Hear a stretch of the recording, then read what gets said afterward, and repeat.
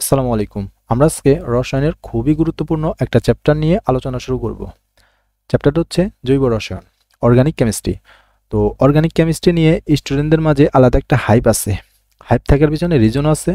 Reason number one, এই chapter থেকে প্রচুর কোশ্চেন হয়। সিকিউ বলো আর এমসিকিউ বলো, বোথ। ইভেন অলমোস্ট 3 সেটের মতো সিকিউ এই চ্যাপ্টার থেকে করা হয়। তুই বুঝতে পারতেছ একাডেমিকের জন্য এই চ্যাপ্টারটা কতটা গুরুত্বপূর্ণ।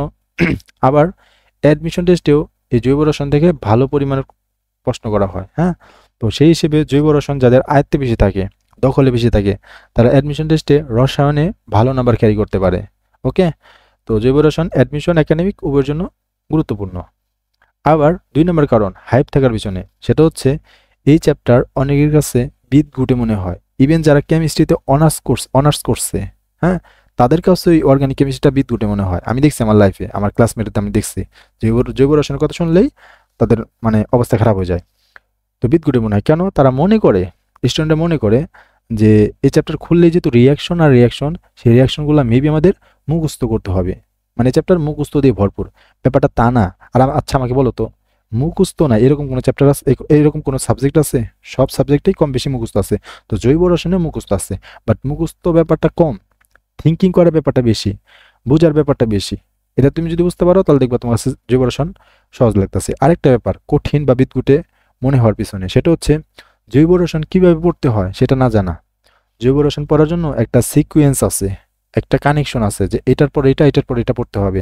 একটা ডট মিলিয়ে মিলিয়ে পড়তে হয়, যে প্রথমে এইটা, তারপরে বেসিক, আমার বেসিক ডেভেলপ করতে হবে, কিভাবে পড়তে হবে সেগুলো না জানা, কানেকশন না জানা। এটা হচ্ছে একটা কারণ, একটা না, এটা বড় কারণ। তো আমি তোমাদের সেই কানেকশন ডট মিলিয়ে মিলিয়ে পড়াবো, কোনটার পর কোনটা পড়তে হবে আমি তোমাদের দেখাই দিব। তো যারা জৈব রসায়ন শিখতে চাও তারা আমার সাথে আগাও। আমি যেইভাবে আগাচ্ছি ওইভাবেই। একটা পর্ব দেখলা, দেন এই পর্ব বাদে হুট করে আরেকটা পর্ব দেখলা, এরকম না। আমি যেই সিকোয়েন্সে আগাচ্ছি ওই সিকোয়েন্সে আগাও।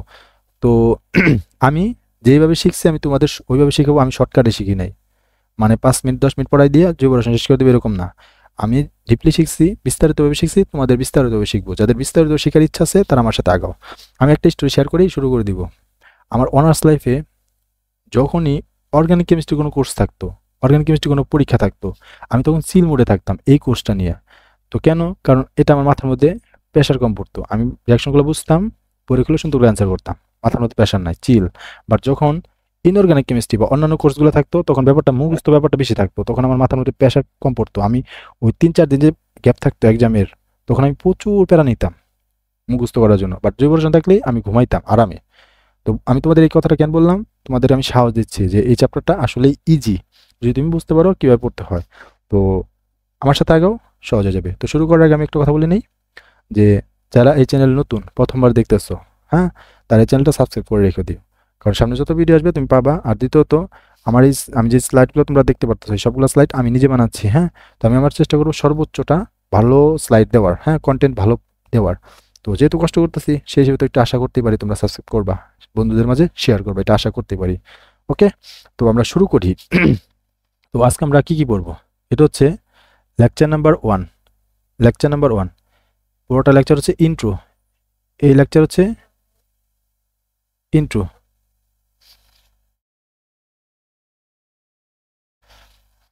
Intro lecture number 1। তো এই চ্যাপ্টারে মানে এই লেকচার নাম্বার 1 আমরা কি কি পড়বো? টপিকসগুলো দেখো। 1 number, origin of organic chemistry, জৈব যৌগের ইতিহাস। দেখো, জৈব রসায়ন বা জৈব যৌগ ব্যাপারটা তো হুট করে আসে নাই, পৃথিবী সৃষ্টি হয়েছে আর ধাপ করে আসে পড়ছে এরকম তো না। তো কখন থেকে সৃষ্টি হইলো বা পিছনে ব্যাকগ্রাউন্ডটা কি, হ্যাঁ, ইতিহাসটা কি, তো সেই ব্যাপারে আমরা টুকটাক আলোচনা করব। কারণ আমরা জৈব রসায়ন শুরু করলাম, হ্যাঁ, ভালোভাবে শিখতে চাইতেছি, তো পিছনের ইতিহাস যদি না শিখি সেটা কেমন দেখা যায়।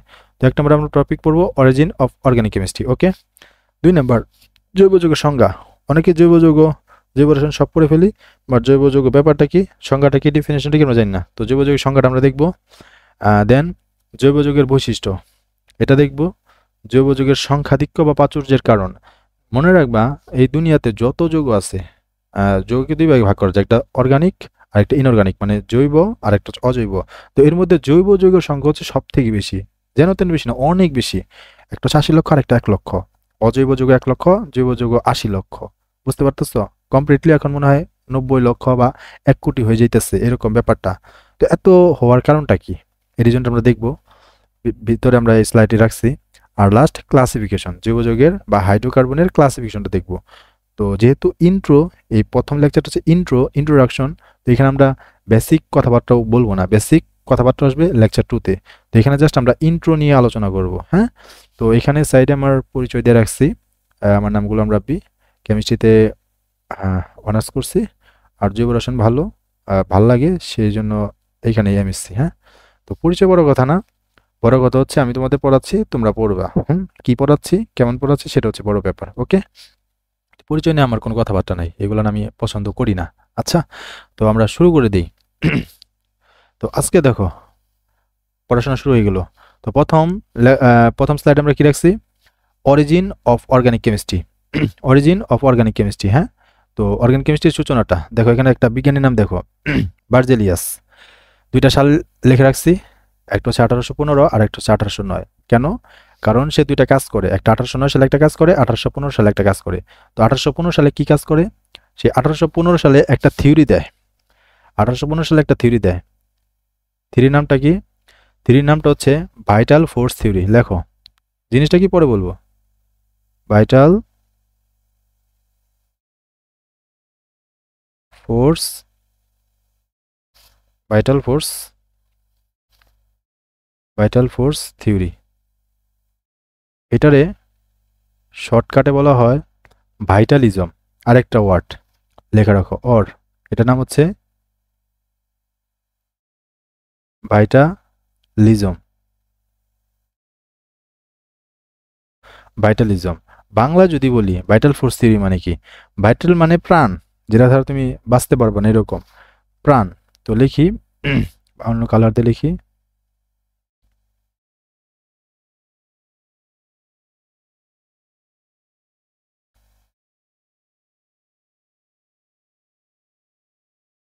প্রাণ। আর ফোর্স মানে শক্তি, ধরো বল, তা ঠিক আছে, বাট ল্যাঙ্গুয়েজ তুমি দেখতে পারো বইয়ের মধ্যে শক্তি লেখা, প্রাণ শক্তি,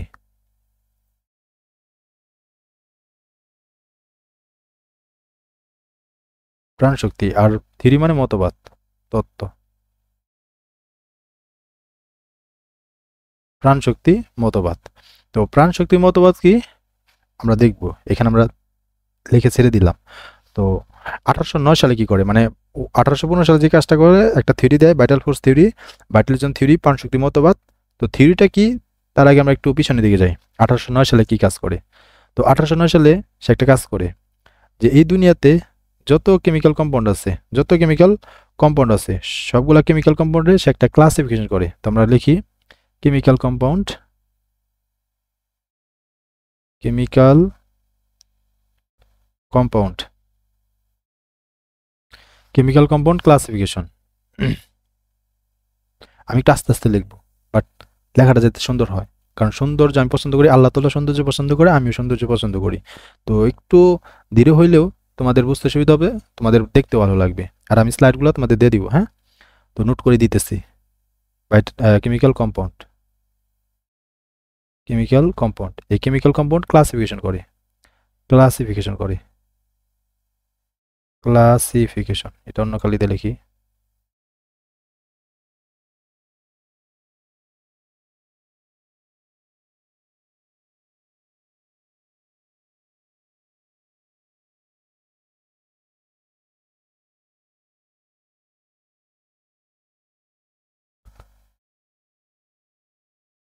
ক্লাসিফিকেশন,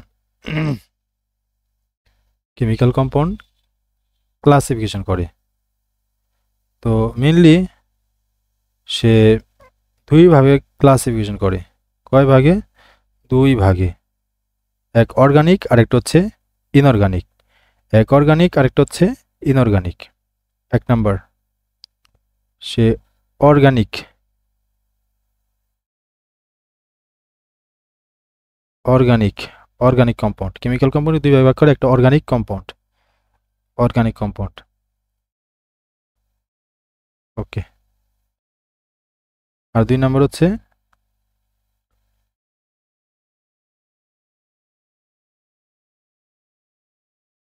ইনঅর্গানিক কম্পাউন্ড।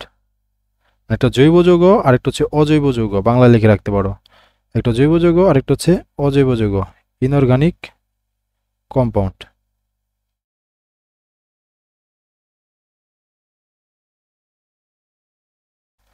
তো আসি, সে ডেফিনেশন কিন্তু দিয়ে দিছে যে কোনটা অর্গানিক অর্গানিক কম্পাউন্ড কাকে বলা হয় আর ইনঅর্গানিক কম্পাউন্ড কাকে বলা হয়, সে ডেফিনেশন দিয়ে দিছে। তো জৈব যৌগ বা ইনঅর্গানিক অর্গানিক কম্পাউন্ডের ডেফিনেশনটা কি দেখো, সে বলছে জৈব যৌগ ওইসব কম্পাউন্ড যেটা লিভিং অর্গানিজম দ্বারা তৈরি হয়। কি বললাম বলো? শুধুমাত্র এটা-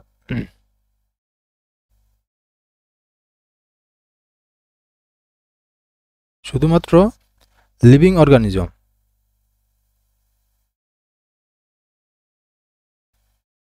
লিভিং অর্গানিজম, লিভিং অর্গানিজম তৈরি করতে পারে।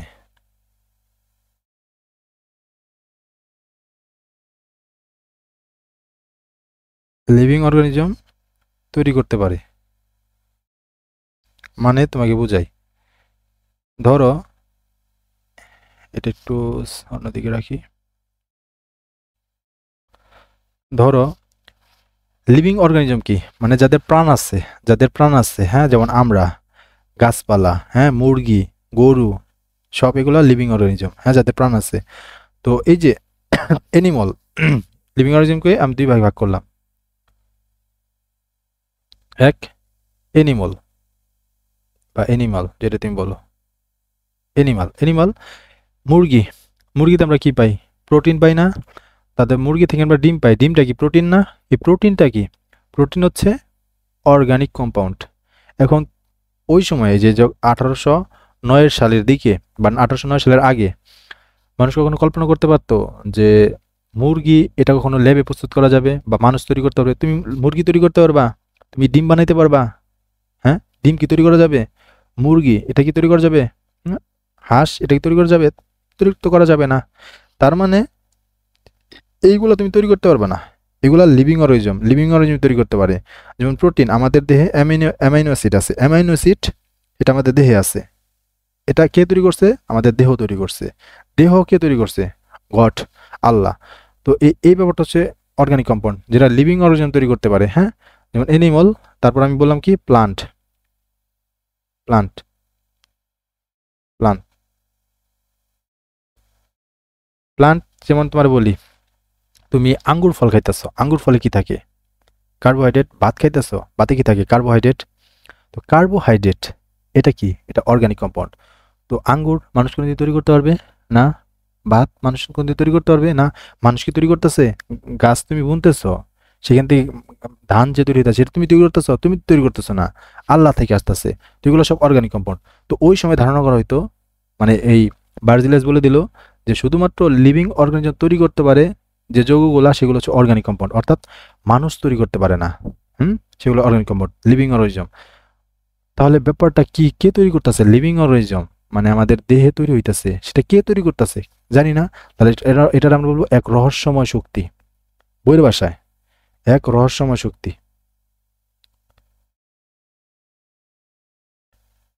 এক রহস্যময় শক্তি, রহস্যময় শক্তি দ্বারা তৈরি। সেই রহস্যময় শক্তির নাম হচ্ছে ভাইটাল ফোর্স, ভাইটাল ফোর্স, বা তুমি লিখতে পারো গড গিফটেড পাওয়ার, ভাইটাল ফোর্স, ভাইটাল ফোর্স বা গড গিফটেড পাওয়ার, গড গিফটেড পাওয়ার, গড গিফটেড পাওয়ার দ্বারা তৈরি, দ্বারা তৈরি। তাহলে এক রহস্যময় শক্তি বা ভাইটাল ফোর্স বা গড গিফটেড পাওয়ার দ্বারা তৈরি যেসব যৌগ সেগুলোই কি অর্গানিক কম্পাউন্ড। এখন এই গড গিফটেড পাওয়ার এক রহস্যময় শক্তি এগুলো ল্যাবে আছে? এগুলো তো ল্যাবে নাই। এগুলো কি নাই? ল্যাবে নাই। মানে আমরা যে ল্যাব কাজ করি, যেহেতু ল্যাবে নাই, তাই ল্যাবে এই অর্গানিক কম্পাউন্ড প্রস্তুত করা যায় না। ল্যাবে কি করা যায় না? ল্যাবে অর্গানিক কম্পাউন্ড প্রস্তুত করা যায় না। তাহলে অর্গানিক কম্পাউন্ড সেসব কম্পাউন্ড যেগুলো ল্যাবে প্রস্তুত করা যায় না। এটা কে বলছে? আমি বলি নাই, এটা বলছে বার্জেলিয়াস। ল্যাবে প্রস্তুত করা যায় না। তাহলে ল্যাবে প্রস্তুত কি কোনো কম্পাউন্ড করা যায় না? হ্যাঁ যায়। ল্যাবে যেসব যৌগ প্রস্তুত করা যায় সেগুলো হচ্ছে ইনঅর্গানিক কম্পাউন্ড। বার্জিলিয়াস বলছে ল্যাবে যেসব যৌগ প্রস্তুত করা যায় সেটা হচ্ছে ইনঅর্গানিক কম্পাউন্ড। ল্যাবে প্রস্তুত করা যায়, ল্যাবে প্রস্তুত করা যায়। অর্থাৎ ল্যাব তুমি হচ্ছে আহ, আহ, ধরো নাইট্রোজেনের সাথে হাইড্রোজেনের বিক্রিয়া করে অ্যামোনিয়া তৈরি করলা, এগুলা কি লিভিং অর্গানিজমের ভিতরে হইতেছে? না, নন লিভিং, মানে মানুষ তৈরি করতেছে কেমিক্যাল কম্পাউন্ড, টেস্ট টিউব, বিকার, কম্পাউন্ড টম্পাউন্ড বিক্রিয়া করে, তাহলে এটা তো লিভিং অর্গানিজম না। তাহলে ইনঅর্গানিক কম্পাউন্ড সেগুলা যেগুলো নন লিভিং অর্গানিজম থেকে আসে, non living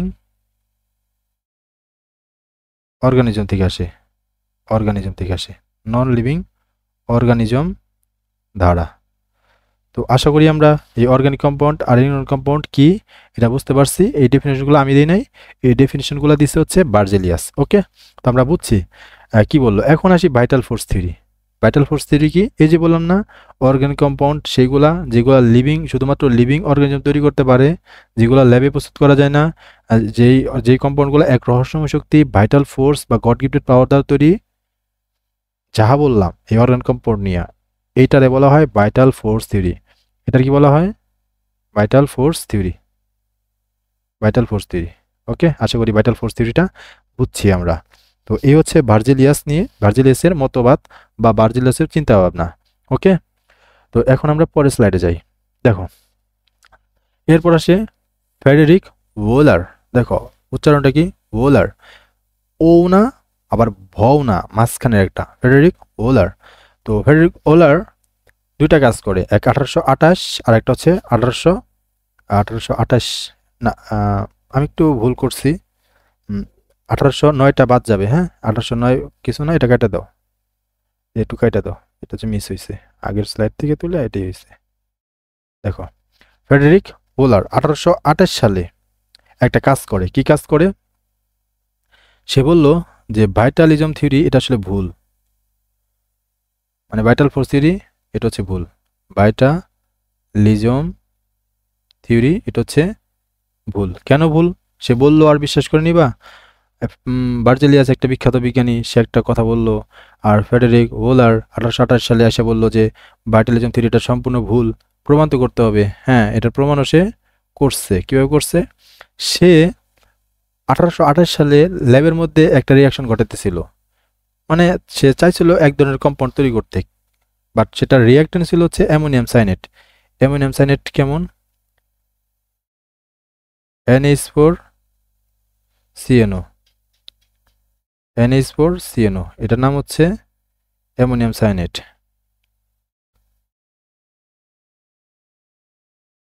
ammonium cyanate, cyanate, ammonium cyanate. আর অ্যামোনিয়াম সায়ানেট হচ্ছে ইনঅর্গানিক কম্পাউন্ড, এটা মনে রাখো, ইনঅর্গানিক কম্পাউন্ড।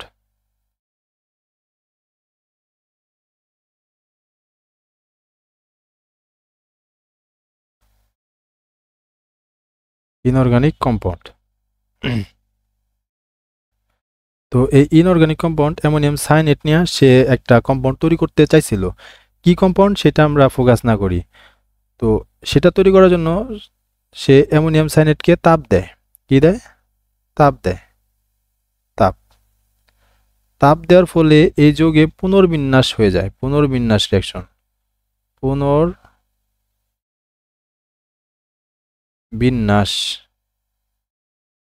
পুনর্বিন্যাস রিয়াকশন হয়। পুনর্বিন্যাস মানে কি? এই যাহা আছে তা একটু বিন্যাস হয়ে ভিন্ন ধরনের একটা কম্পাউন্ড তৈরি হয়। সেই কম্পাউন্ডটা কি? NH2CONH2, এর নাম কি জানো? এর নাম হচ্ছে ইউরিয়া, এটার নাম হচ্ছে ইউরিয়া, ইউরিয়া। ওকে, তো দেখো এই যে নাইট্রোজেন, হ্যাঁ নাইট্রোজেন, নাইট্রোজেন, নাইট্রোজেন তো আছে তাই না? নাইট্রোজেন, হাইড্রোজেন, হাইড্রোজেন, এই যে হাইড্রোজেন, এই যে কার্বন। দেখো এখানে নাইট্রোজেন কয়টা? এই যে একটা নাইট্রোজেন, এই যে একটা নাইট্রোজেন, দুইটা নাইট্রোজেন, এখানে কয়টা নাইট্রোজেন? দুইটা নাইট্রোজেন। হাইড্রোজেন কয়টা? চারটা না? এই যে একটা হাইড্রোজেন, এই চারটা হাইড্রোজেন, এখানে কি চারটা হাইড্রোজেন? এই দুইটা, এই দুইটা, এই যে কার্বন, এই যে কার্বন, এই যে অক্সিজেন, এই যে অক্সিজেন, মানে যাহা তাহাই, যা একটু পুনর্বিন্যাস হয়েছে, বিন্যাস হয়ে নতুন একটা যৌগ তৈরি করছে। কি যৌগ? ইউরিয়া। ইউরিয়াটা হচ্ছে অর্গানিক কম্পাউন্ড। ইউরিয়াটা কি? Organic compound. তো ব্যাপারটা কি বুঝলা? যে সে একটা যৌগ তৈরি করলো, কি যৌগ? Organic compound. আর অর্গানিক কম্পাউন্ড বার্জিলাস বলছে এটা মানুষ তৈরি করতে পারে না, মানে ল্যাবে প্রস্তুত করা যায় না। এটা প্রস্তুত ল্যাবে করা যায় না। এটা একমাত্র একমাত্র এক রহস্যময় শক্তি দ্বারা তৈরি হয়, মানে আল্লাহ প্রদত্ত, গড প্রদত্ত, মানুষের কোনো হাত নাই। বাট এই বিক্রিয়াটা ফেডরিক ওলার কোথায় করছে? ল্যাবেতে করছে। কোনো মানে লিভিং অর্গানিজম থেকে আসছে না, অ্যামোনিয়াম সাইনেট ইনঅর্গানিক কম্পাউন্ড থেকে আসছে। সর্বপ্রথম ল্যাবে ল্যাবে প্রস্তুতকৃত প্রথম যৌগ ইউরিয়া। ইউরিয়া। ওকে, তাহলে সে বলে দিল ভাইটালিজম 3 ভুল, সেটা প্রমাণ করে দিল। কি প্রমাণ করলো? সে প্রুভ করলো, সে একটা প্রুভ করলো। দেখো কি প্রুভ করলো, আমি লিখে দিই যে ভাইটাল ফোর্স বা প্রাণ শক্তির সাহায্য ছাড়াই ল্যাবে ভাইটাল ফোর্স বা প্রাণ শক্তির সাহায্য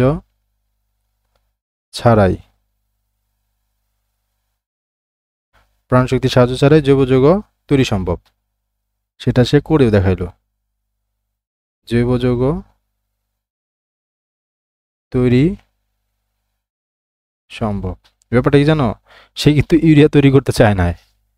মানে এটা একটা অদ্ভুত ব্যাপার যে বেশিরভাগ ক্ষেত্রেই সায়েন্টিস্টরা চাইছে একটা তৈরি করতে, হয়ে গেছে আরেকটা তৈরি, এবং ওইটার জনক হয়ে গেছে। অনেক অনেক এরকম অনেক উদাহরণ আছে।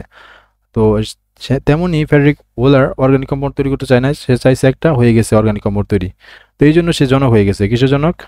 অর্গানিক কম্পাউন্ডের জনক। তাই তার জন্য এই যে সর্বপ্রথম অর্গানিক কম্পাউন্ড ল্যাবে প্রস্তুত করলো, মানে অর্গানিক কম্পাউন্ড সর্বপ্রথম তৈরি করছে গিয়ে মানুষ, কোন মানুষ? সেটা হচ্ছে ফেডরিক ওলার। তাই তার জন্য তাকে বলা হয় ফাদার অফ অর্গানিক কেমিস্ট্রি। এমসিকিউর জন্য গুরুত্বপূর্ণ। লেখো, ফাদার অফ অর্গানিক কেমিস্ট্রি। তো আশা করি আমরা এতটুকু পাঠ বুঝছি। তো এরই সাথে আহ, হারম্যান কোপ হারম্যান কোপ 1845 সালে সে আবার একটা কাজ করে। কি কাজ করে? সেও ইনঅর্গানিক কম্পাউন্ড থেকে অর্গানিক কম্পাউন্ড তৈরি করে। সেও কি করে? ইনঅর্গানিক সাবস্টেন্স থেকে অর্গানিক সাবস্টেন্স তৈরি করে। তো লিখে রাখো,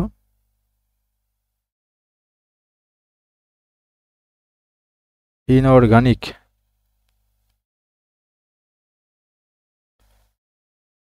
সাবস্টেন্স থেকে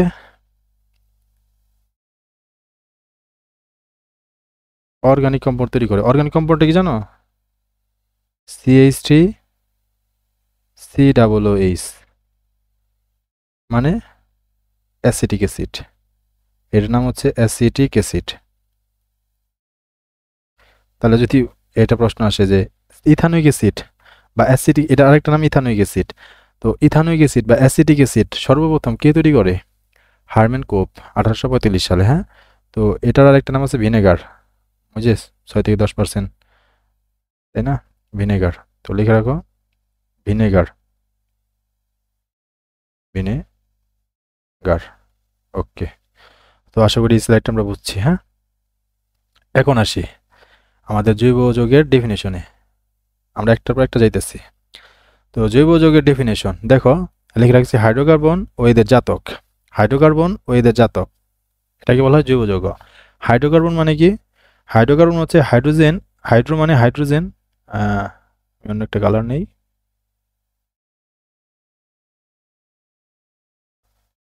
আমার পছন্দের কালার। হাইড্রো মানে হাইড্রোজেন, আর কার্বন তো কার্বন। তাহলে হাইড্রোজেন আর কার্বন এই দুইটা পরমাণু দ্বারা গঠিত যেসব যৌগ তাদেরকে বলা হয় হাইড্রোকার্বন। ওকে, তাহলে দেখো হাইড্রোজেন আর কার্বন দ্বারা গঠিত যৌগ। হাইড্রোজেন আর কার্বন দ্বারা বা দিয়ে, যেটা লিখতে পারো, দিয়ে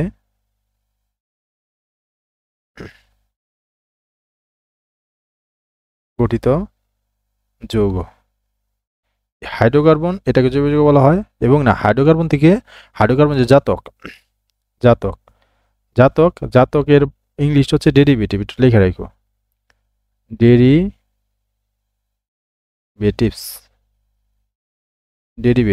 ডেরিভেটিভস বা জাতক জিনিসটা কি আমি তোমাকে বুঝাই। জাতক জিনিসটা কি তোমরা তো জানো, জাতক মানে একটা যৌগ থেকে আরেকটা যৌগ যে তৈরি হয়, ও আরেকটা যৌগকে ওই যৌগের কি বলা হয়, জাতক বলা হয়। যেমন আমি আমার বাপ মা থেকে যাচ্ছি, তাহলে আমি হচ্ছে আমার বাপ মার জাতক, আবার আমার যে সন্তান হবে সেই সন্তান হচ্ছে আমার জাতক। এরকম ধারণা অনেকেই ভাবে, বাট এটা পুরোপুরি সত্য না। তো খেয়াল করো, আমি মিথেন নিলাম, CH4, মিথেন। মিথেন অবশ্যই জৈব যৌগ, এটা জানো, জানা উচিত যে কার্বন আর হাইড্রোজেন দ্বারা গঠিত হাইড্রোকার্বন। হাইড্রোকার্বনকে জৈব যৌগ বলা হয়। ওকে, তাহলে এটা কি জৈব যৌগ, এটা হচ্ছে জৈব যৌগ, জৈব যৌগ। কেন? এটা হাইড্রোজেন আর কার্বন এই দুইটা দ্বারা গঠিত হাইড্রোকার্বন। তো এই হাইড্রোকার্বনকে, মিথেনকে আমি দহন করব। দহন মানে অক্সিজেনের সাথে বিক্রিয়া। কয় মোল নিব? 2 মোল নিব। নিয়ে কি তৈরি হবে জানো? তৈরি হবে আমার carbon dioxide. Carbon die oxide. এখন আর বলো, এই কার্বন ডাইঅক্সাইড কি মিথেনের জাতক? তো আমরা যেটা বলছি যে একটা যৌগ থেকে যে আরেকটা যৌগ তৈরি হয়, ওই আরেকটা যৌগ যে তৈরি হলো, ওই তৈরিকৃত যৌগে যে যৌগতে তৈরি হলো তার জাতক বলা হয়। এটা অনেকে ভাবে, বাট কার্বন ডাইঅক্সাইড কিন্তু মিথেনের জাতক না। এটা লিখে রাখো, মিথেনের কি না? জাতক না। কেন জাতক না? কারণ মিথেন, মিথেন হচ্ছে জৈব যৌগ, বাট কার্বন ডাইঅক্সাইড কি অজৈব যৌগ। অজৈব যৌগ, অজৈব যৌগ, অজৈব যৌগ। তাহলে এটা জাতক না।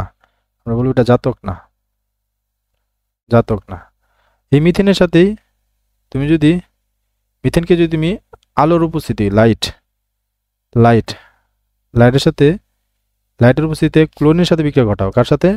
ক্লোরিনের সাথে। কয় মোল ক্লোরিন? ধরো 4 মোল ক্লোরিন নিলা, তখন দেখতে পারবা কি তৈরি হয়েছে জানো? Carbon tetrachloride. কার্বন টেট্রাক্লোরাইড, এটাকে বলা হয় পাইরিন। পাইরিন। তো এই পাইরিনটা আবার জৈব যৌগ। পাইরিনটা কি? জৈব যৌগ, জৈব যৌগ। এবং এই পাইরিনকে আমরা বলবো মিথেনের জাতক, মিথেনের জাতক। তাহলে জাতক ব্যাপারটা কি এখন যদি না বোঝো আমি লিখে দিতেছি, সমস্যা নাই। জাতক হইল এমন যে একটা যৌগ থেকে তো তৈরি হবেই, প্লাস ওই তৈরিকৃত যৌগ যে যৌগ থেকে তৈরি হয়েছে তার সাথে ধর্মী মিল থাকতে হবে। এখানে মিথেনও জৈব যৌগ, কার্বন টেট্রাক্লোরাইড কি জৈব যৌগ, ধর্মী মিল, তাই CCl4 হচ্ছে জাতক। বাট মিথেন জৈব যৌগ, বাট কার্বন ডাইঅক্সাইড কি অজৈব যৌগ, ধর্মী মিল নাই। মিথেন থেকে তৈরি হওয়া সত্ত্বেও সে জাতক না। তাহলে শুধু তৈরি হলে হবে না, ধর্মী মিলও থাকতে হবে। তাহলে কি বলবো? কি আসে এগুলা?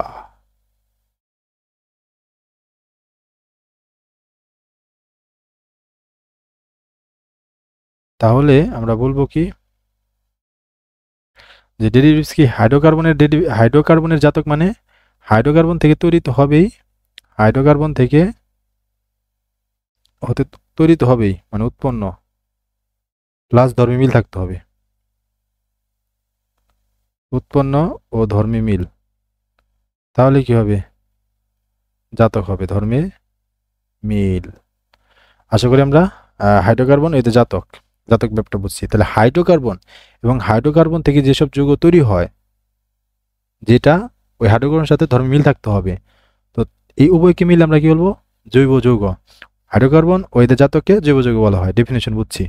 তো এইখানে আমি খুবই গুরুত্বপূর্ণ, খুবই গুরুত্বপূর্ণ কয়েকটা পয়েন্ট লিখে রাখছি, যেটা MCQর জন্য খুবই ইম্পর্টেন্ট। ওকে, MCQর জন্য খুবই ইম্পর্টেন্ট, মাথায় রাখো। এটা কি? MCQ, MCQ। তো কি পয়েন্টগুলো একটু খেয়াল করবা। প্রথম নাম্বার, মাতৃ উপাদান কার্বন। জৈব যৌগের মাতৃ উপাদান কার্বন। জৈব যৌগের মাতৃ উপাদান কার্বন মানে মাদার এলিমেন্ট কার্বন। তবে কার্বনের সাথে SpNOx, আমি বলছিলাম SpNOx মানে সালফার ফসফরাস, এই যে মাতৃ উপাদান কার্বন, তবে কার্বনের সাথে সালফার, ফসফরাস, নাইট্রোজেন, অক্সিজেন এবং এক্স, এক্স মানে হ্যালোজেন, ফ্লোরিন, ক্লোরিন, ব্রোমিন এগুলা থাকতে পারে। তো বুঝাই তোমাকে, যেমন আমি একটা উদাহরণ নেই তোমাদের বোঝার জন্য, নিলাম সাদা কালি নেই, তাহলে বোঝা সুন্দর হয়। যেমন ধরো আমি নিলাম CH3 মানে CH4 নিলাম, মিথেন, হ্যাঁ মিথেন। তারপর ধরো CH3 CH3 ইথেন। দেখো কার্বন কিন্তু আছেই। আবার ধরো আমি আরেকটা নেই, এই যে এটা কি, এটা বেনজিন। তো বেনজিন ব্যাপারটা যদি কেউ না জানো, আমি এটা তোমাদের একটু ভালো করে বুঝিয়ে দিই। তো CH3 CH3 CH4 তো বুঝছোই, আমি বেনজিনটা দিয়ে বুঝাই। নোটের মধ্যে বেনজিনটা রাখো।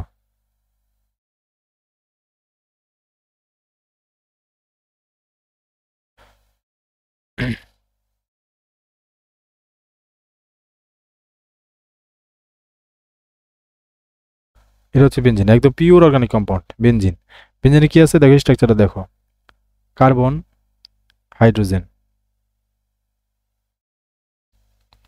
কার্বন, হাইড্রোজেন, আবার দ্বিবন্ধন, কার্বন, হাইড্রোজেন, কার্বন, হাইড্রোজেন, আবার দ্বিবন্ধন, কার্বন, হাইড্রোজেন, আবার একক বন্ধন, কার্বন, হাইড্রোজেন।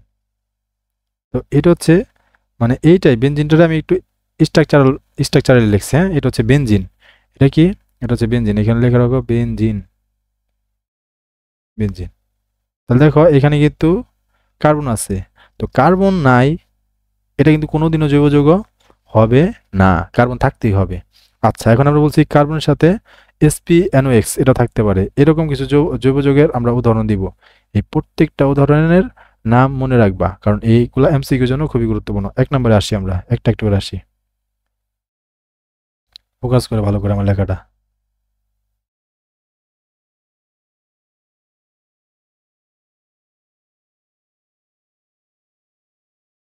এইটা একটা, হুম, এটার নাম হচ্ছে ফিউরান। এটার নাম কি? আর অক্সিজেন, দেখো অক্সিজেন যখন লিখবা সাথে দুইটা সুন্দর করে মুক্তজোর দিয়ে দিবা, এটা প্র্যাকটিস করবা যে অক্সিজেনের মুক্তজোর দুইটা সবসময়। এটার নাম হচ্ছে ফিউরান। ওকে, এটার নাম হচ্ছে ফিউরান। তারপর আসি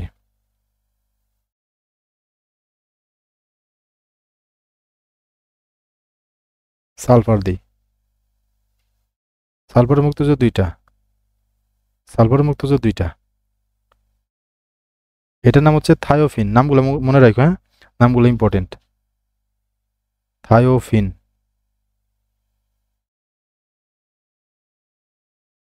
থায়োফিন গুরুত্বপূর্ণ।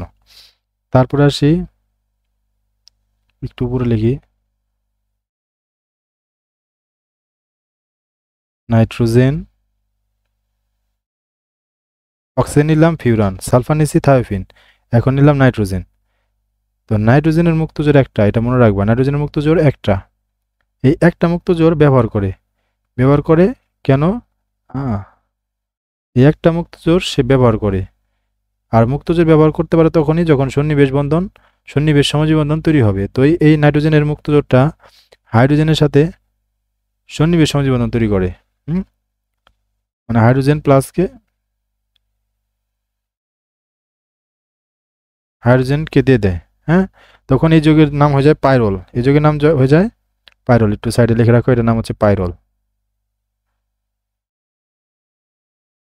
মাথায় রাখো, হ্যাঁ, পাইরল। এরপর আসি পাইরল।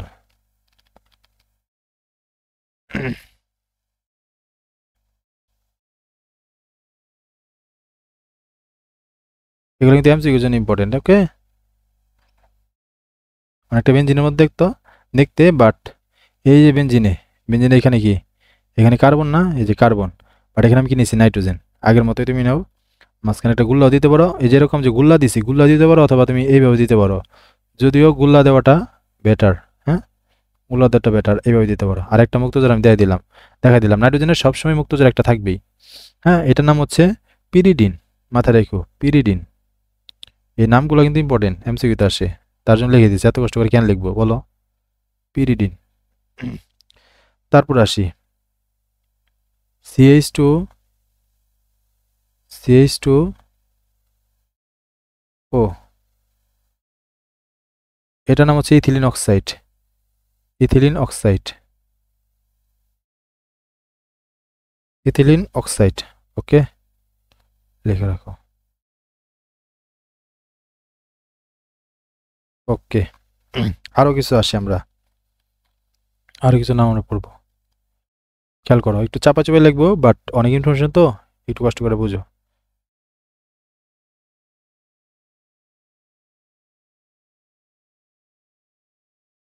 CH CL three, CH CL three, এটার নাম কি? এইটার নাম হচ্ছে ক্লোরোফর্ম। লিখে রাখো, সিএইচ সিএল থ্রি নাম হচ্ছে ক্লোরোফর্ম, ক্লোরোফর্ম। সিএইচসিএল টির নাম ক্লোরোফর্ম। এই সিএইচসিএল টিকে আমি কিভাবে লিখতে পারি দেখো তো, এভাবে লেখা যায় কিনা? সি লিখলাম, ক্লোরিনটা আগে দিলাম, মানে সিসিএল থ্রি লিখলাম, দেন হাইড্রোজেনটা পরে দিলাম। কোনো সমস্যা আছে? না, কোনো সমস্যা নাই, আমরা ওইভাবে লিখতে পারি। ওকে, আমি তো বলছিলাম ওইভাবে লিখতে পারি। এখন এই হাইড্রোজেন জায়গায় একটু ভিন্ন ভিন্ন জিনিস লিখবো। সিসিএল থ্রি, হাইড্রোজেনের জায়গায় আমি সিএইচও দিলাম, মাথায় রেখো, এটা জাস্ট মনে রাখার জন্য, বুঝছো, আর কিচ্ছু না। সিএইচও লিখলাম, সিএইচও। ওকে, আগে হাইড্রোজেন ছিল CCl three hydrogen, chloroform, CCl three CHO. এটার একটা নাম আছে, এটার নাম হচ্ছে ক্লোরাল। ক্লোরাল, এটার নাম কি? ক্লোরাল। এমসিকিউতে আসে তো, তাই তোমাদের লিখে দিতেছে আর কি, ক্লোরাল। ওকে, এখন এই সিসিএল থ্রি সিএইচওর জায়গায় আমি আরেকটা অন্য কিছু দিব, সিসিএল থ্রি এনও টু দিব। এটার নাম হচ্ছে ক্লোরোপিক্রিন, ক্লোরো ক্লোরোপিক্রিন বা প্যাক্রিন, যেটা তুমি বলো,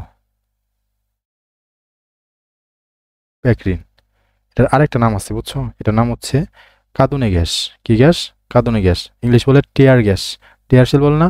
যেমন আমি একটা আন্দোলনে গেছিলাম, তখন ওই যে জুলাই যে আন্দোলন হইলো, তখন এই টিয়ার গ্যাস পুলিশটা কি করছিল, ফিক্কা মারছিল, তো আমার চোখে গেছিল। আমি তখন বুঝতে পারছিলাম এটা বাস্তবিকতা, যে এটা কতটা চোখে জ্বালাপোড়া করে। হ্যাঁ, তোমার একদম, তুমি চাইবে না, তারপর তোমার চোখ দিয়ে কি করবে, পানি বের হবে, অনেক জ্বালাপোড়া করে, বুঝছো, নিঃশ্বাস অনেক বন্ধ হয়ে যাওয়ার মতো অবস্থা। তো এটা হচ্ছে সেইটা, কাঁদুনে গ্যাস, ইংলিশ বলে টিয়ার সেল, হ্যাঁ, আর টিয়ার গ্যাস, কাঁদুনে গ্যাস। আরেকটা গ্যাস আছে, ওটার বলে লাফিং গ্যাস। এখানে সাইডে কোথাও লিখে রাখতে পারো, আমি এখানে লিখে দিলাম N2O।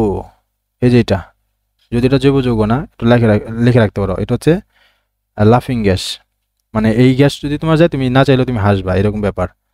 লাফিং গ্যাস লিখে রাখতে পারো আর কি, ইনফরমেশনের জন্য, লাফিং গ্যাস। ওকে, এরপর 2 নম্বর পয়েন্ট, হাইড্রোজেন বিহীন জৈব যৌগ। মানে দেখো, আমরা বলছিলাম হাইড্রোকার্বন এটা জৈব যৌগ বলা হয়, কিন্তু এমন অনেক জৈব যৌগ আছে যাদের হাইড্রোজেন নাই, তারপরেও কি তারা জৈব যৌগ। তো ইনফরমেশনগুলো লেখো কি কি। 1 নম্বর, দেখো এই যে আমরা যে কাঁদুনে গ্যাস নিলাম, CCl3NO2, এখানে কোনো আছে, হাইড্রোজেন আছে? হাইড্রোজেন নাই, তাহলে এটা লেখো CCl3NO2। এটা একটা উদাহরণ, ক্লোরোপ্যাকটিন, কোনো হাইড্রোজেন নাই। এরপর দেখো COCl2, COCl2, এখানেও কিন্তু কোনো কি নাই, হাইড্রোজেন নাই, তারপরেও তারা জৈব যৌগ। এটার একটা নাম আছে, লিখে রাখো নামটা, ফসজিন গ্যাস।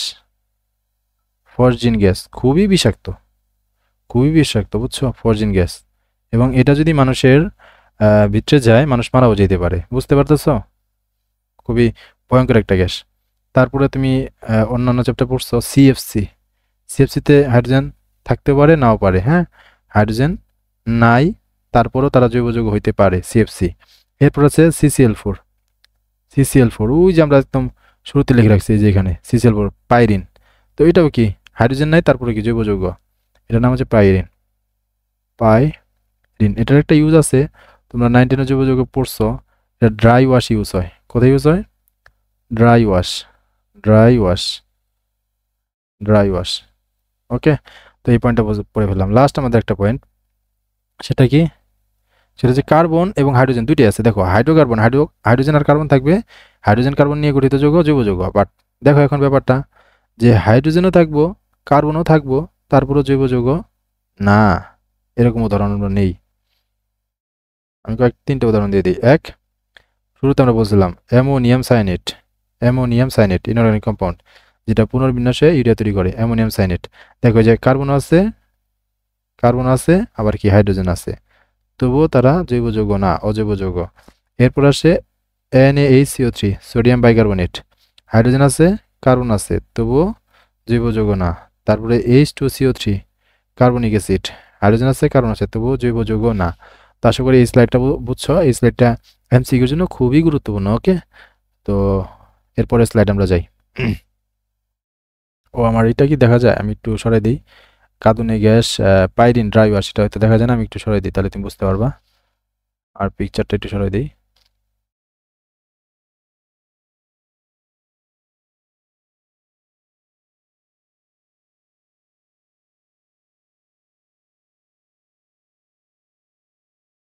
ওকে,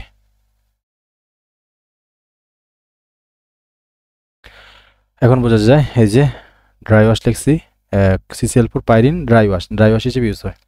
এরপরে জৈব যৌগের বৈশিষ্ট্য, একটু আস্তে আস্তে যেতেছি বাট যাতে বুঝতে পারো। আমরা বৈশিষ্ট্য বলবো, জৈব যৌগের বৈশিষ্ট্য। জৈব যৌগের কি কি বৈশিষ্ট্য আছে?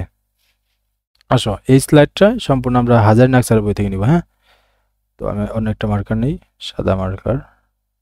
ওকে, দেখো 1 নম্বর বৈশিষ্ট্য, জৈব যৌগ যে গঠিত হয়, হ্যাঁ, সেটার পিছনে হচ্ছে যে বন্ধনটা দায়ী, সেটা হচ্ছে হাইড্রোজেন বন্ধন। কোন বন্ধন? হাইড্রোজেন বন্ধন, সরি সমযোজী বন্ধন, সরি সমযোজী বন্ধন, অন্য ধ্যানে ছিলাম তার জন্য ভুল বলছি। সমযোজী বন্ধন, জৈব যৌগ যত বন্ধন আছে, জৈব যৌগ যে বন্ধন দ্বারা তৈরি হয়, সমযোজী বন্ধন দ্বারা তৈরি হয়, সমযোজী বন্ধন দ্বারা তৈরি হয়, সমযোজী বন্ধন দ্বারা তৈরি হয়। ওকে, এটা একটা বৈশিষ্ট্য। কেন? তুমি যে যৌগ নাও, যে যৌগ নাও, তুমি দেখতে পারো, যেমন আমি একটা নিলাম, মিথেন নিলাম ধরো, CH4, এখানে কার কার মধ্যে বন্ধন? কার্বন আর হাইড্রোজেন। কার্বন কি অধাতু, হাইড্রোজেন কি অধাতু, আর অধাতু অধাতুর মধ্যে যে বন্ধন সেটা হচ্ছে কি সমযোজী বন্ধন। আচ্ছা, 1 নম্বর বৈশিষ্ট্য বুঝছি। এরপর 2 নম্বর বৈশিষ্ট্যতে আসি। তো মনে রাখবা, জৈব যৌগ বেশিরভাগই কি নন পোলার, মানে অপোলার। লিখে রাখি, বেশিরভাগই হচ্ছে নন পোলার, নন পোলার বা অপোলার। তো জৈব যৌগের আরেকটা বৈশিষ্ট্য, এটা হচ্ছে অপোলার। অপোলার মানে এখানে আংশিক ধনাত্মক, আংশিক ঋণাত্মক এই জিনিসটা থাকবে না। কি বললাম? বেশিরভাগই তারা কি অপোলার। তো এটা লেখা রাখো মোস্ট, মোস্ট মানে মোস্ট, বেশিরভাগই তারা হচ্ছে অপোলার। যেমন আমি একটা নেই এন হেক্সেন, মানে হেক্সেন, এগুলো পরিচয় হয়ে যাবে, জাস্ট লিখে রাখো, আস্তে আস্তে সামনে জানতে পারবে। এন হেক্সেন এটা হচ্ছে অপোলার। এরকম বেনজিন, বেনজিন সেটাও কি অপোলার। অ্যালকেন যা আছে বেশিরভাগ 90%, 95%, সরি 95% কি 99% অপোলার। ওকে, ফিউ খুবই সামান্য হচ্ছে পোলার, খুবই সামান্য কি পোলার, তাহলে ফিউ লিখে দেই, ফিউ, ফিউ কি পোলার। তো ফিউ কোনগুলা আমি কয়েকটা লিখে দিই যাতে তোমরা বলতে পারো। 1 নম্বর হচ্ছে অ্যালকোহল, অ্যালকোহল হচ্ছে পোলার, যদিও জৈব যৌগ।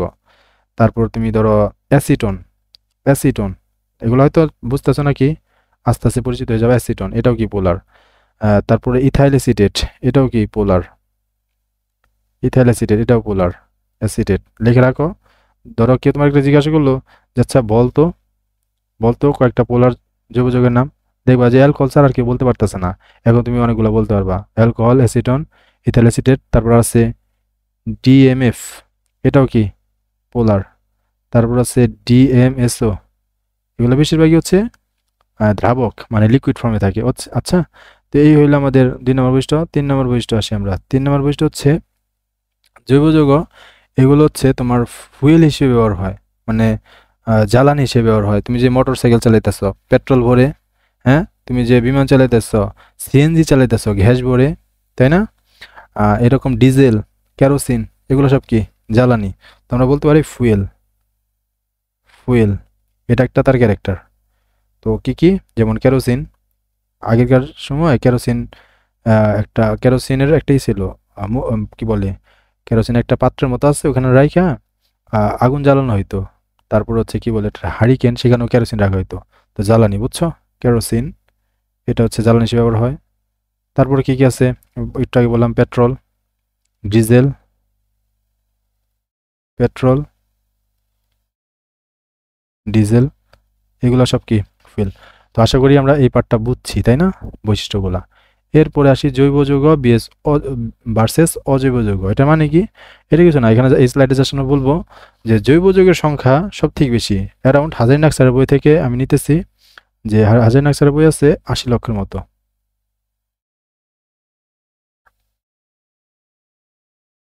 জৈব যৌগের সংখ্যা হচ্ছে প্রায় ৮০ লক্ষের অধিক, ৮০ লক্ষ এর অধিক, বুঝছো? আর অজৈব যৌগের সংখ্যা প্রায় ১ লক্ষ, প্রায় ১ লক্ষ। এটা হচ্ছে হাজারি নাকসারের বইয়ের ডাটা। এটা চেঞ্জ হইতেই পারে, কারণ প্রতিনিয়ত জৈব যৌগের সংখ্যা চেঞ্জ হচ্ছে। যেমন আমি যেমন অনার্সের পর প্রজেক্ট করছি, মানে থিসিসের মতো, সেখানে আমি ৫টা জৈব যৌগ সিনথেসিস করছি। এরকম মনে করো যে হাজার হাজার রিয়াকশন হইতেছে, প্রতিনিয়ত কি করতেছে, জৈব যৌগ তৈরি করতেছে, তো সংখ্যা বাড়তেছে।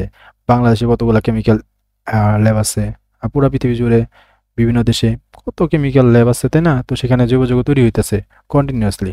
তো এত জৈব যৌগ কেন? অজৈব যৌগের সংখ্যা এত কম, ১ লক্ষ, কই ১ লক্ষ আর কই ৮০ লক্ষ, কিছু কিছু বই ৯০ লক্ষ লেখা, কিছু কিছু বই ১ কোটি লেখা। তো এত কারণ কি? এই কারণটা আসে এমসিকিউর জন্য। তো কারণটা লেখো যে কেন জৈব যৌগের সংখ্যা এত অধিক। ১ নাম্বার কারণ হচ্ছে জৈব যৌগ একটা ধর্ম দেখাইতে পারে, সেই ধর্মের নাম হচ্ছে ক্যাটিনেশন। ক্যাটিনেশন ক্যাটিনেশন ক্যাটিনেশনের বাংলা কি? ক্যাটিনেশনের বাংলা ক্যাটিনেশনই।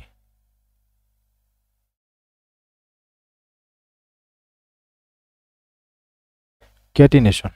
তো ক্যাটিনেশন জিনিসটাকে আমি তোমাকে বুঝাই। যারা মৌলের পর্যাবৃত্ত ধর্ম ও রাসায়নিক বন্ধন এই চ্যাপ্টারটা পড়ছো, গ্রুপ 14 একটা ক্যারেক্টার ক্যাটিনেশন। তো ক্যাটিনেশনটা কি আমি তোমাকে বুঝাই। ক্যাটিনেশন হচ্ছে পরমাণু নিজেদের সাথে যুক্ত হয়ে শিকল রচনা করবে। যেমন আমি, হ্যাঁ আমি, আমার মতো আরেকটা, ধরো আমার নাম গোলাম রাব্বি, হ্যাঁ, এরকম আরেকটা গোলাম রাব্বি আছে। তো এক গোলাম রাব্বি আরেক গোলাম রাব্বির সাথে যুক্ত হবে, ওই গোলাম রাব্বি আরেকটা গোলাম রাব্বির সাথে যুক্ত হবে, ওই গোলাম রাব্বি আরেকটা গোলাম রাব্বির সাথে যুক্ত হবে। তো একটা আরেকটার সাথে সেম টাইপের কিন্তু সিমিলার, গোলাম রাব্বি। তো সিমিলার টাইপের পরমাণু একটা একটা যুক্ত হয়ে হয়ে এরকম শিকল রচনা করবে, অর্থাৎ নিজেদের সাথে যুক্ত হয়ে শিকল রচনা করবে। এখানে কে রচনা করবে? কার্বন পরমাণু, যেহেতু মাদার এলিমেন্ট কার্বন জৈব যৌগের, তাহলে কি লিখবা? কার্বন পরমাণু।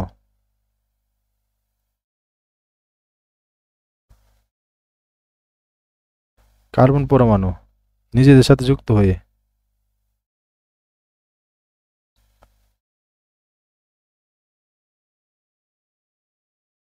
নিজেদের সাথে যুক্ত হয়ে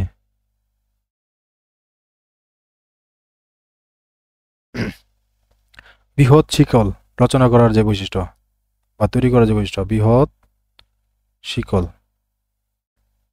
বৃহৎ শিকল তৈরি করার যে বৈশিষ্ট্য,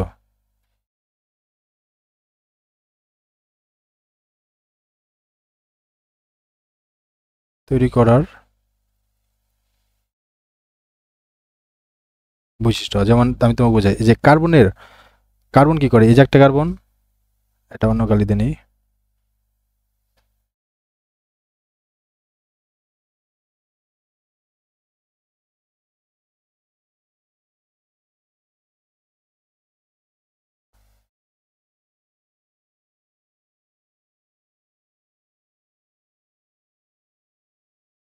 এই যে একটা কার্বন, এর হাত কয়টা? 4টা না? একটা, দুইটা, তিনটা, 4টা। এই 4 হাতে কি করতে পারে? অন্য কাজ যুক্ত হতে পারে না? এখানে আরেকটা যুক্ত হবে। দেন এর হাত তো 4টা, অলরেডি একটা তো হয়ে গেছে। এই যে একটা, এই যে একটা, এই যে একটা, 4টা হইলো। আবার এতে আরেকটা কার্বন। তো প্রতিটা হাতে এভাবে কি হতে পারে? কার্বন কার্বন যুক্ত হতে হতে একটা শিকল রচনা করবে। তো এটার বলতেছে কি? ক্যাটিনেশন। আবার এই যে আরো হাত যে ফাঁকা আছে, এগুলাতে কিন্তু কার্বন যুক্ত হতে পারে, বা কার্বন না, হাইড্রোজেন যুক্ত হতে পারে, অন্য অন্য যে কোনো পরমাণু যুক্ত হতে পারে।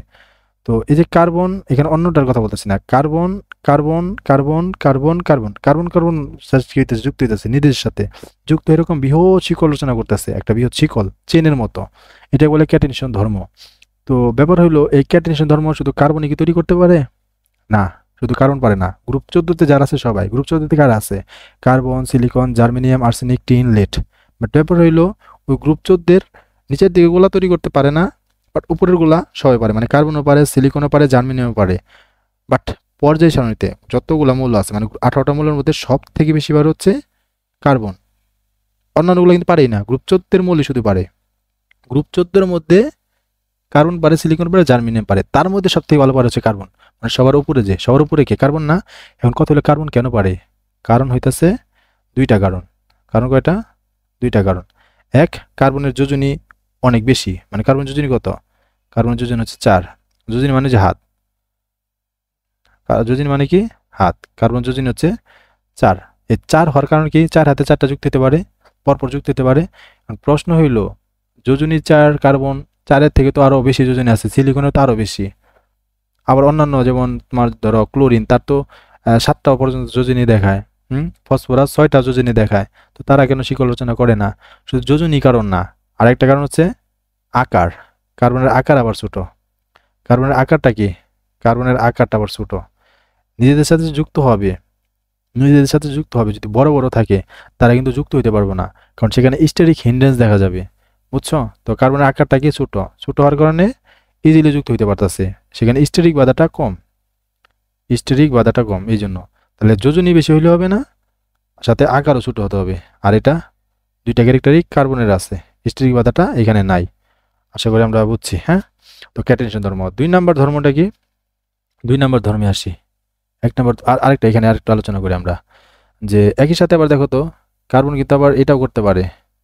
কার্বন একই সাথে একক বন্ধন দ্বারা যুক্ত হতে পারে, কার্বন দ্বিবন্ধন দ্বারা যুক্ত হতে পারে, আবার কার্বন ত্রিবন্ধন দ্বারা যুক্ত হতে পারে। এরকম ক্যারেক্টার আর কারো নাই। দ্বিবন্ধন, ত্রিবন্ধন, একক বন্ধন, তিনটা এরকম হয় না। এই যখন একক বন্ধন থাকে একটু মাথায় রেখে দিও, একক বন্ধন থাকলে কার্বনের সংকরণ হচ্ছে sp3, আর দ্বিবন্ধন থাকলে হয় sp2। এমসিকিউর জন্য যদি এটা নর্মাল কথা পারো। আর ত্রিবন্ধন থাকলে কার্বনের সংকরণ হচ্ছে sp3। আচ্ছা, এই আমাদের ক্যাটেনশন ধর্ম কথাবার্তা গেল। এরপর আমরা আসি, এরপর আমরা আসি 2 নাম্বার। 2 নম্বর কারণ, 2 নম্বর কারণ হচ্ছে সমানতা, আইসোমারিজম। 2 নম্বর কারণ কি? সমানতা। কার্বন অনেক সমানু দেখাইতে পারে, সমানতা বা আইসোমারিজম, যেটা অন্য কেউ দেখাইতে পারে না। কার্বন না, সরি, জৈব যৌগ। আইসোমারিজম, সমানতা কি তোমাকে বোঝাই?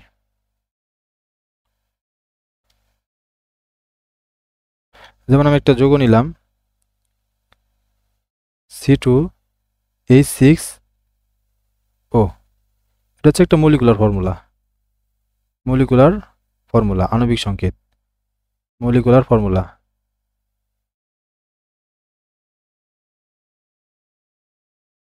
Formula, molecular formula. এই মলিকুলার ফর্মুলা দুইজনের, কয়জনের?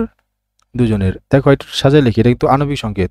এভাবে লেখা যায় কি যায় না দেখো তো, CH3 CH2OH লেখা যায় কি? যায়। দেখো কার্বন দুইটা, যে দুইটা কার্বন, হাইড্রোজেন 6টা, যে 3 আর 2 6, হাইড্রোজেন 3 আর 2 5, আর একে 6, আর যে অক্সিজেন একটা, অক্সিজেন একটা, এটার নাম কি? এটার নাম হচ্ছে ইথানল। এটার নাম হচ্ছে ইথানল। আবার একই সাথে দেখো এটাই লেখা যায় কিনা, CH3O CH3 লেখা যায়। এটা আবার কার? এটা হচ্ছে ইথার। তাহলে ইথার এবং ইথানল দুইটার আণবিক সংকেত CH2CH6O। এটা বলে সমানতা। যৌগ ভিন্ন বাট আণবিক সংকেত সেম। তো এই সমানতা হওয়ার কারণে দেখো আণবিক সংকেত একই, বাট একই আণবিক সংকেতে দুইটা যৌগ তুমি পেয়ে গেলা। এরকম শুধু এটা তো না, আরো অনেক আছে সমানতা। তো এই সমানতার কারণে জৈব যৌগের সংখ্যা বেশি হয়ে যায়। 3 নম্বর কারণ, 3 নম্বর কারণ হচ্ছে পলিমারাইজেশন রিয়াকশন। মানে জৈব যৌগ পলিমারকরণ বিক্রিয়া দেখাইতে পারে, যেটা অন্য কোনো যৌগ দেখাইতে পারে না, মানে ইনঅর্গানিক যৌগ দেখাইতে পারে না।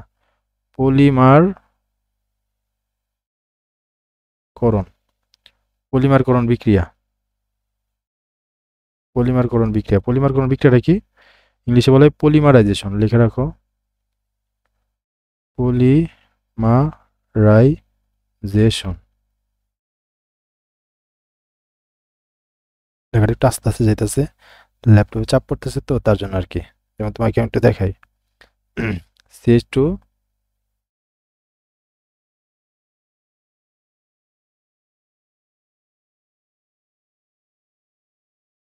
CH2, এটা যদি তুমি n পরিমাণ নাও, দেন তুমি যদি বিক্রিয়া ঘটাও, তাহলে কি হবে জানো? এগুলো নিয়ে আমি জাস্ট কথাবার্তা অল্প বলে ছেড়ে দিব, কারণ এগুলো তুমি জানো। CH2 CH2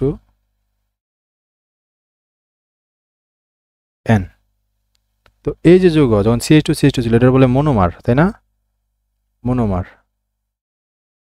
আর এটার বলে পলিমার। তো এখানে মনোমারটার নাম হচ্ছে ইথিন। মনোমারটার নাম কি? ইথিন। মনোমারটার নাম হচ্ছে ইথিন, আর এটার নাম হচ্ছে পলিথিন। কোথায় লিখবো? পুরো লিখে দিই। এটার নাম হচ্ছে পলিথিন। তাহলে ইথিন একটা যৌগ আর পলিথিন আরেকটা যৌগ, দুইটা ভিন্ন ভিন্ন যৌগ। তাহলে এক যৌগ থেকে তুমি আরেকটা যৌগ তৈরি করতে পারলা সম্পূর্ণ ভিন্ন। এইরকম রিয়াকশন হচ্ছে যে কি মনোমার থেকে একটা ইউনিট থেকে অনেকগুলো ইউনিট পরপর যুক্ত করতে পারতেছে পলিমারকরণ বিক্রিয়ার মাধ্যমে। তো এই বিক্রিয়া জৈব যৌগ দেখায়, অন্য কোনো যৌগ এটা দেখানোর প্রবণতা খুবই কম। তাহলে এক যৌগ থেকে তুমি আরো অনেক যৌগ তৈরি করতে পারতেছো জৈব যৌগে। তো এই তিনটা কারণে ক্যাটিনেশন, সমানতা আর পলিমারকরণ বিক্রিয়া, এই তিন কারণে জৈব যৌগের সংখ্যা হচ্ছে সব থেকে বেশি। আশা করি এই স্লাইডটা তোমরা বুঝতে পারছো। হ্যাঁ, তারপর আমরা নেক্সট স্লাইড, সবার লাস্ট এই স্লাইডটা পড়ে এই এই লেকচারটা শেষ দিয়ে দিব। আচ্ছা, খেয়াল করো ক্লাসিফিকেশন। কার ক্লাসিফিকেশন? হাইড্রোকার্বনের। এটা লেখো, আমি এই সাদা ইয়া নেই। হাইড্রোকার্বনকে দুই ভাগে ক্লাসিফিকেশন করা যায়।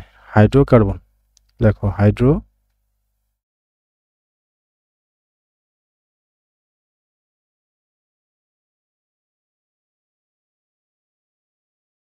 দুই ভাগে ক্লাসিফিকেশন করা যায়। কি কি? একটা হচ্ছে অ্যালিফেটিক আর একটা হচ্ছে অ্যারোমেটিক। একটা হচ্ছে অ্যালিফেটিক,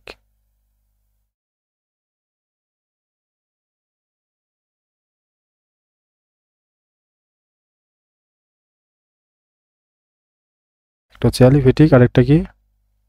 আরেকটা হচ্ছে অ্যারোমেটিক।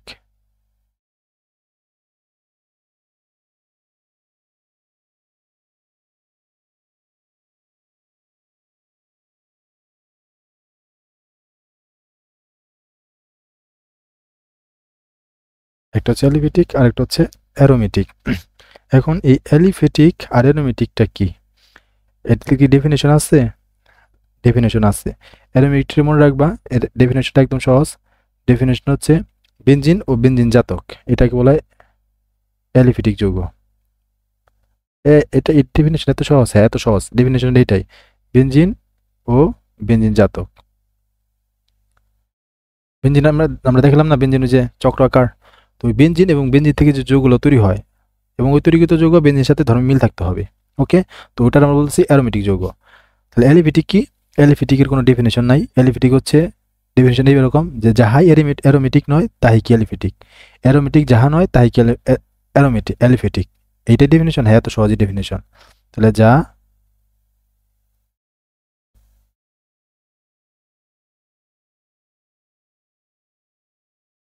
অ্যালিফেটিক হইল না তো, সরি।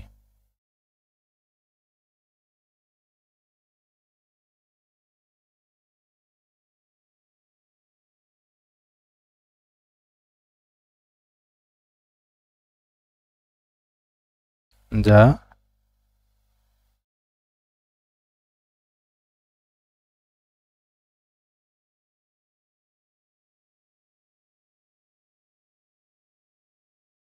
অ্যারোমেটিক নয়, যা অ্যারোমেটিক নয় তাই কি অ্যালিফেটিক, এটাই ডেফিনেশন। ওকে, এখন আসি হাইড্রোকার্বনকে দুই ভাগে ক্লাসিফিকেশন করা হলো, একটা অ্যালিফেটিক আর একটা অ্যারোমেটিক। আবার এই অ্যালিফেটিক অ্যারোমেটিককে কি করা যায়? ক্লাসিফিকেশন করা যায়।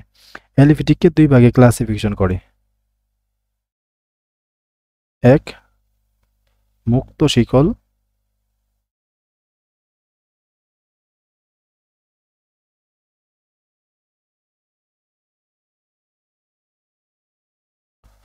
আর এক হচ্ছে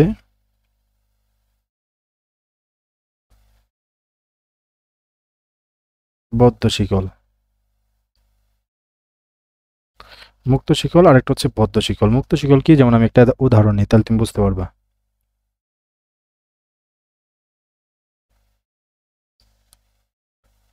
CH3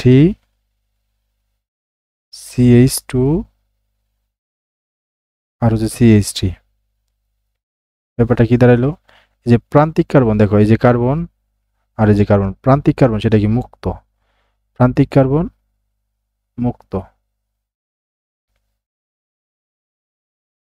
প্রান্তিক কার্বন মুক্ত, এটা বলে মুক্ত শিকল। তাহলে বদ্ধ শিকল কি? প্রান্তিক কার্বন মুক্ত থাকবে না। যেমন এই যে আমি এই কার্বন আর এই কার্বন মানে প্রান্তে যেটা আছে যেটা মুক্ত থাকবে না, লাগাই দাও, তাহলে সবগুলা কার্বন থাকবে, যুক্ত থাকবে। এটা হচ্ছে বদ্ধ শিকল। বাট কার্বনের হাত কয়টা? 4টা। এই হাত দেখো, একটা হাত, এই 2টা হাত, আরো 2টা হাত ফাঁকা আছে, তার মানে আরো 2টা হাতে কি দিবা? হাইড্রোজেন দিবা। CH2 CH2 CH2, এটাই কি? বদ্ধ শিকল। কোনো কার্বন মুক্ত নাই, প্রান্তের কার্বন দুটো মুক্ত নাই। এখানে দেখো এই যে প্রান্তের কার্বন কার্বন মুক্ত, এই 2টা কার্বন লাগাই দাও, এটা হয়ে যায় বদ্ধ শিকল। আশা করি বুঝছি। তো এই বদ্ধ শিকল আবার 2 প্রকার। বদ্ধ শিকল আবার কি, সরি, মুক্ত শিকল আর বদ্ধ শিকল। মুক্ত শিকল আর বদ্ধ শিকল এটাকে আবার 2 ভাগে ভাগ করা যায়। কয় ভাগ করা যায়? 2 ভাগে। একটা হচ্ছে সম্পৃক্ত আর একটা হচ্ছে অসম্পৃক্ত। একটা হচ্ছে সম্পৃক্ত,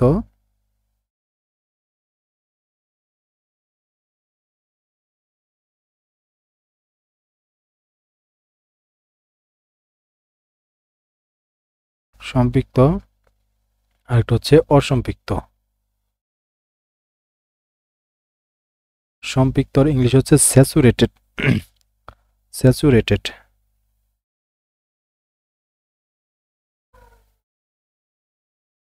আর অসম্পৃক্তর ইংলিশ হচ্ছে আনস্যাচুরেটেড। আনস্যাচুরেটেড। জিনিসগুলো আশা করি তোমরা আনস্যাচুরেটেড, সরি,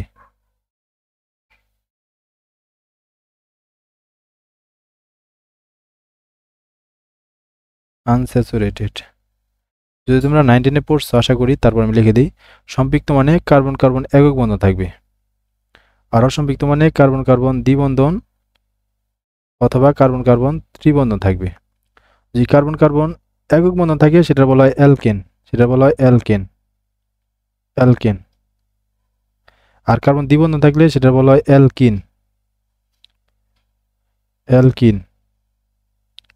আর কার্বন ত্রিবন্ধন থাকলে সেটা বলা হয় অ্যালকাইন। ওকে, বুঝছি। আবার এখন আসি অ্যারোমেটিক।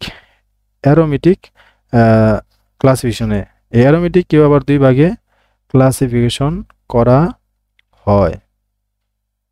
কি কি? একটা হচ্ছে হোমোসাইক্লিক আর একটা হচ্ছে হেটারোসাইক্লিক।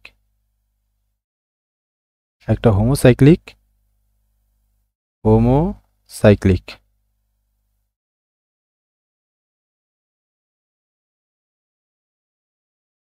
হোমোসাইক্লিক, আর একটা হচ্ছে হেটারোসাইক্লিক।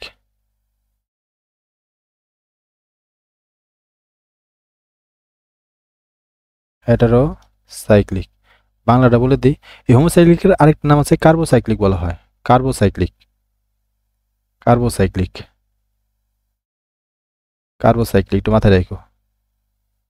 কার্বোসাইক্লিক এটার বাংলা হচ্ছে সুষম চাক্রিক, সুষম চাক্রিক।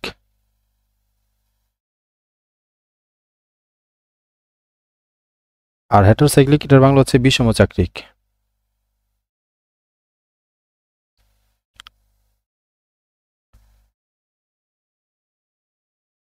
বিষম চাক্রিক ব্যাপারগুলো কিন্তু বোঝায়। আর অ্যারোমেটিকের সাইডে লেখো, অ্যারোমেটিক ওগুলো বেনজিন, বেনজিন চক্র, মানে বেনজিন চক্র, বেনজিন সিমিলার যে চক্রগুলো আছে সেগুলো অ্যারোমেটিক, বেনজিন চক্র লিখে রাখো জাস্ট।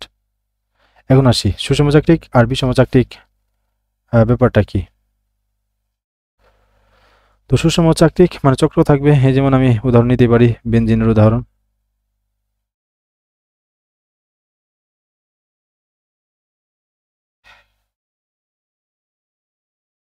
বেনজিনের উদাহরণ,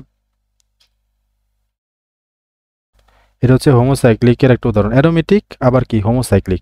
দেখো এই প্রত্যেকটা এই প্রত্যেকটা পয়েন্ট কি, প্রত্যেকটা পয়েন্ট আমার নির্দেশ করে কার্বন, এগুলো সব কি নির্দেশ করে? কার্বন। ওকে, তাহলে এখানে এই চক্রের মধ্যে শুধু কি আছে? কার্বন আছে। কার্বন আর কার্বন কি আছে? এখানে দেখো, এখানে কার্বন আছে আর হাইড্রোজেন আছে।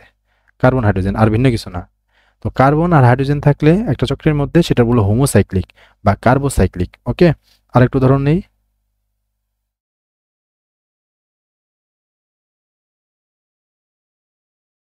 এই যেটা, এটাও কি হোমোসাইক্লিক বা কার্বোসাইক্লিক। হ্যাঁ, উদাহরণ নিলাম।